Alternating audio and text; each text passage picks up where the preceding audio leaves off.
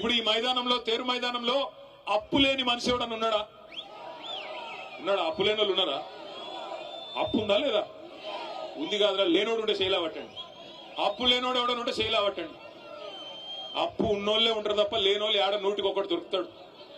కానీ అప్పు ఉన్నా లోపల బనీన్కు పొక్కలున్నా ఎట్లా ఎట్లా ఎట్లా తయారవుతాం? పైకి మాత్రం కడక్ అంగి వేసుకొని మంచి కద్దరంగి వేసుకొని పైకి మాత్రం కడక్ అంగి వేసుకొని తిరుగుతాం. ఎందుకు? మళ్ళీ ఎవడన్నా కొత్త అప్పిచ్చినోడు ఏడం తిరుగుతాం, అంతేనా? కానీ ముఖ్యమంత్రి పనితనం ఎట్లున్నది? ఇంటి పెద్ద లాంటోడు, రాష్ట్రానికి పెద్ద మనిషి లాంటోడు, నా రాష్ట్రం దివాలా తీసింది, నా రాష్ట్రం నాశనం అయిపోయింది, నా రాష్ట్రం ఎత్తిపోయింది అంటే ఎవడన్నా పైసలు ఇచ్చినోడు ఇస్తాడా? పెట్టుబడి పెట్టేటోడు పెడతాడా? ఇక అది మాత్రమే కాదు, ఇంకా ఘోరం. లంకె బిందెలు ఉన్నాయనుకొని వచ్చినా లంకె బిందెలు లేవు అంట. లంకె బిందెల కోసం ఎవరు తిరుగుతారు? అర్ధరాత్రి ఎవరు తిరుగుతారు? మీ గద్వాల కోటకాడ ఎవరు దొంగల? కేసు అయితే మీ మీద అయితే పోయి ముఖ్యమంత్రిని దొంగ అంటారా మీరు? లంకె బిందెల కోసం ఎవడన్నా తిరుగుతాడా? నాకు అర్థం కాదు. అవి ఉంటాయనుకొని సెక్రటేరియట్కి వచ్చినాడంటే ఈ మనిషి. అదొక్కటే కాదు, నేను ఢిల్లీ పోతే నాకు అపాయింట్మెంట్లు ఇస్తలేరు, ఎందుకంటే చెప్పులు ఎత్తుకపోతాడేమో అని భయంతో అపాయింట్మెంట్లు ఇస్తలేరంట. ఇక గిసంటోడు మన కర్మ, మన ముఖ్యమంత్రి అయిండు. అందుకే నేను చెప్తా ఉన్నా, కాంగ్రెస్ వాళ్ళు నోటికొచ్చిన మాటలు చెప్పి అరిచేతిలో స్వర్గం చూపెట్టి మీకు ఇష్టం వచ్చిన వేలం పాటలాగా ఆయన రెండిస్తే నేను నాలుగిస్తా అని చెప్పి డైలాగులు కొట్టి ఓట్లు దండుకున్నారు. ఇవాళ అవతల పడ్డారు. మరి మీ ఎమ్మెల్యేకి ఏం నచ్చిందో పోయి వాళ్ళతో పాటు ఆ దొంగల ముఠాలో చేరిపోయినాడు. నేను మీ అందరికీ మాటిస్తా ఉన్నా, ఖచ్చితంగా ఉప ఎన్నికలు వస్తాయి. ఉప ఎన్నికల్లో ఈ ఎమ్మెల్యే గారిని చిత్తుగా ఓడించే బాధ్యత మీరు తీసుకోవాలని చెప్పి నేను విజ్ఞప్తి చేస్తా ఉన్నా. ఇక్కడ ఉన్న ఒక గద్వాల బిడ్డనే రేపు గులాబీ అభ్యర్థిగా మీ దగ్గరకు వస్తాడు.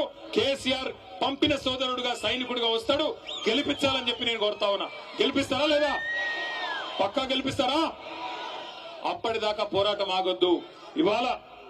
ఇవాళ మీరు దయచేసి గుర్తుపెట్టుకోండి, ఒక్క వర్గాన్ని కాదు, అన్ని వర్గాలను ఈ ముఖ్యమంత్రి కాంగ్రెస్ పార్టీ మోసం చేసింది. దళితులకు చెప్పినారు, కేసీఆర్ గారు దళిత బంధు అనే పథకం తెస్తే ఆయన ఇచ్చేది 10 లక్షలు, మమ్మల్ని గెలిపించండి 12 లక్షలు ఇస్తామన్నారు. ఒక్కల కన్నా వచ్చిందా 12 లక్షలు? అంబేద్కర్ అభయహస్తం అన్నారు, వచ్చిందా? అభయహస్తం శూన్యహస్తమైంది. ఆడపిల్లలు చదువుకుంటే స్కూటీలు ఇస్తామన్నారు, వచ్చినాయా స్కూటీలు? స్కూటీలు లేవు, కానీ లూటీ మాత్రం బ్రహ్మాండంగా చేస్తున్నాడు ముఖ్యమంత్రి. అట్లాగే 2 లక్షల ఉద్యోగాలు ఇస్తామన్నారు మా తమ్ముళ్ళకి. 2 లక్షల ఉద్యోగాలు. ఏం చెప్పినారు ఆ రోజు? 2 ఉద్యోగాలు ఊడగొట్టండి, 2 ఉద్యోగాలు ఊడగొట్టండి, కేసీఆర్ది కేటీఆర్ది, మేము మీకు 2 లక్షల ఉద్యోగాలు మొదటి సంవత్సరంలోనే ఇస్తామన్నారు.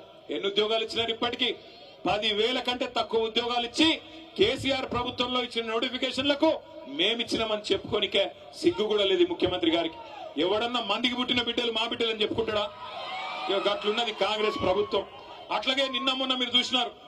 ఇవాళ నేను ఇక్కడికి వస్తుంటే ఒక తమ్ముడు అలంపూర్ కాడ బండి మీదకి వెళ్ళి అరుస్తున్నాడు గట్టిగా, గణపతి బప్ప మోరియా కావాలయ్యా యూరియా అంటున్నాడు. గణపతి బప్ప మోరియా కావాలయ్యా యూరియా. ఎటువంటి దినం వచ్చిందంటే యూరియా కూడా బుక్కుతున్నారు కాంగ్రెస్ వాళ్ళు, దొంగనాయాలు. యూరియా కూడా అమ్ముకుంటున్నారు బ్లాక్ మార్కెట్ లో. అడ్డంగా దొబ్బుకొని పోయి రైతులకు ఇవ్వకుండా రైతులనేమో 4-5 రోజులు అక్కడ వానలో ఎండబెట్టి వానలో తడిచేటట్టు చేసి అది కూడా బ్లాక్ మార్కెట్ లో అమ్ముకుంటున్న దుర్మార్గులు రైతుల యూరియా అమ్ముకుంటున్నారు. పిల్లల గ్రూప్ 1 ఉద్యోగాలు కూడా అమ్ముకున్నారు.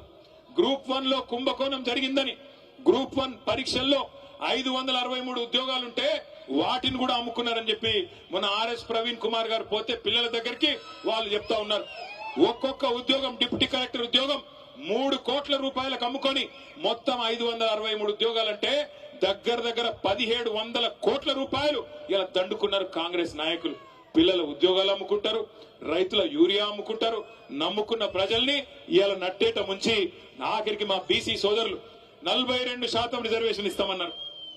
42% రిజర్వేషన్ ఇస్తాం, అది కూడా చదువులో, ఉద్యోగాల్లో, గవర్నమెంట్ కాంట్రాక్టుల్లో, అదేవిధంగా రాజకీయ పదవుల్లో అన్నిట్లో ఇస్తామని చెప్పినారు. చెప్పి 2.5 ఏళ్ళు అయిపోయింది. కానీ ఇప్పటి వరకు ఒక్కటంటే ఒక్క హామీ, బీసీ డిక్లరేషన్లు ఇచ్చింది గాని, ఎస్సీ డిక్లరేషన్లు ఇచ్చింది గాని, ఎస్టీ డిక్లరేషన్లు ఇచ్చింది గాని ఒక్కటంటే ఒక్కటి కూడా చేసింది లేదు. మీరు గట్టిగా అడిగినారనుకో గద్వాలోళ్ళు గాని ఎక్కడోళ్ళు గాని ముఖ్యమంత్రి ఒకటే చెప్తాడు, ఏం మంచిగా లేదా నీకు? గుడ్లు వీకి గోటీలాడతా, పేగులు తీసి మెడలేసుకుంటా, ఈ డైలాగులు తప్ప ఇప్పటిదాకా 2 ఏళ్లలో పీకింది అయితే ఏమీ లేదు. ఒక్క పని జరిగిందా? ముసలోళ్ళకి 4,000 పెన్షన్ అన్నావు ఇచ్చినావా? రైతులకు 15,000 రైతు బంధు అన్నావు ఇచ్చినావా? ఆడబిడ్డలకు 2,500 అన్నావు ఇచ్చినావా? 2 లక్షల ఉద్యోగాలు అన్నావు ఇచ్చినావా? 12 లక్షల అంబేద్కర్ అభయహస్తం అన్నావు ఇచ్చినావా?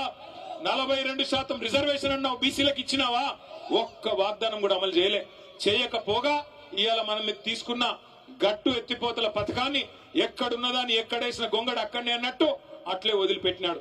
మొత్తం గట్టు ఎత్తిపోతల పథకం ద్వారా గట్టు మండలం గాని కేటితోటి మండలం గాని బ్రహ్మాండంగా 35,000 ఎకరాలకు నీళ్లు ఇవ్వాలని కేసీఆర్ గారు 581 కోట్ల రూపాయలతో మంజూరు చేస్తే 2 ఏళ్లుగా ఆ పథకాన్ని ఎక్కడున్న గొంగలు అక్కడనే